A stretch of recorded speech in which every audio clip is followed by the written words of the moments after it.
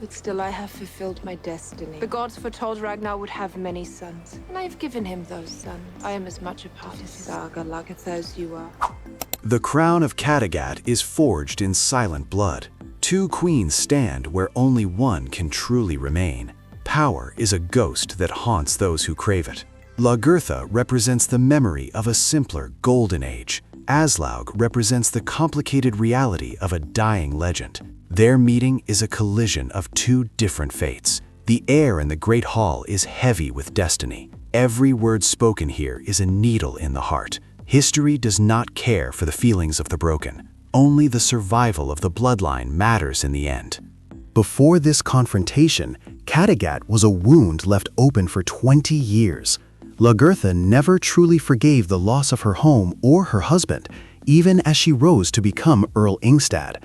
She watched from afar as Aslaug birthed the sons she could not, creating a dynasty that eclipsed her own. Ragnar's long absence following the defeat in Paris left a power vacuum that Aslaug filled, but her rule was never sanctified by the people's love, only by her son's presence. Lagertha's return with an army was the inevitable snapping of a bowstring drawn too tight for 2 decades. She had already executed her revenge on the edges of the kingdom, reclaiming her status through steel. This specific scene occurs after the shields have stopped clashing and the city has fallen.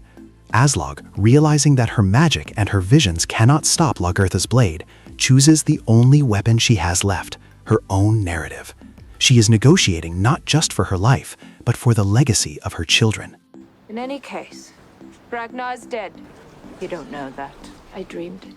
In my dream, his boats were sunk in a storm. Ragnar died, so did my son Ivar. Aslaug opens with a psychological nuke. By stating Ragnar is dead, she immediately strips Lagertha of the prize she fought for. Lagertha didn't just want Kattegat, she wanted to prove her worth to Ragnar. By claiming to see his death in a dream, Aslaug asserts a spiritual intimacy that Lagertha can never touch. It is a clinical move to make Lagertha's military victory feel like a funeral. She pairs this with the mention of Ivar, using a mother's grief as a tactical shield to slow Lagertha's hand. And I've dreamt of taking back my home. I've dreamt it for a long time. But if I have to fight for it, then I will. Don't worry, I could never fight you, Lagertha. I'm not my mother, nor yet my father. I would never win. This is the validation trap. Aslaug is mocking Lagertha's warrior nature by highlighting her own weakness. When she says she isn't her father, Sigurd, the dragon slayer, she is ironically reminding everyone of her high-born lineage while appearing humble. She is telling Lagertha, "You are a soldier, but I am a myth." By admitting she could never win a physical fight, she forces the audience to view any violence Lagertha commits as a bully move, rather than a fair duel. Still I have fulfilled my destiny. The gods foretold Ragnar would have many sons, and I have given him those sons. This is a strike at Lagertha's deepest insecurity, her inability to provide Ragnar with the many sons the seer promised. Aslaug is framing her entire life as a fulfilled mission from the gods. She isn't just a wife, she is a biological necessity of the saga. Psychologically, this shifts the power. Lagertha has the throne, but Aslaug has the prophecy. It creates a hidden knowledge for the viewer. Aslaug is essentially saying that Lagertha is an interloper in a story that has already moved past her. I am as much a part of the saga, Lagertha, as you are. But now I renounce everything. All I ask is safe passage. Here, Aslaug employs a narrative anchor. By placing herself on the same level as Lagertha within the saga, she creates a psychological stalemate. She then immediately transitions into a tactical retreat. This is a clinical application of non-resistance theory. By renouncing everything, she leaves Lagertha with nothing to conquer. You cannot take a throne from someone who is handing it to you with a smile. It robs the conqueror of their triumph. She is forcing Lagertha to choose between being a merciful leader or a cold-blooded executioner of a woman who is already surrendered. To go wherever the gods decide, and you shall have back your hearth and home with my blessing. This is the most aggressive psychological strike in the entire exchange. Aslaug is performing moral superiority. By offering her blessing, she flips the hierarchy. A blessing is something a superior gives to an inferior. She is subtly suggesting that Lagertha's new reign is only legitimate because Aslaug allowed it to be. The mention of heart and hope is a surgical strike on Lagertha's decades of loneliness.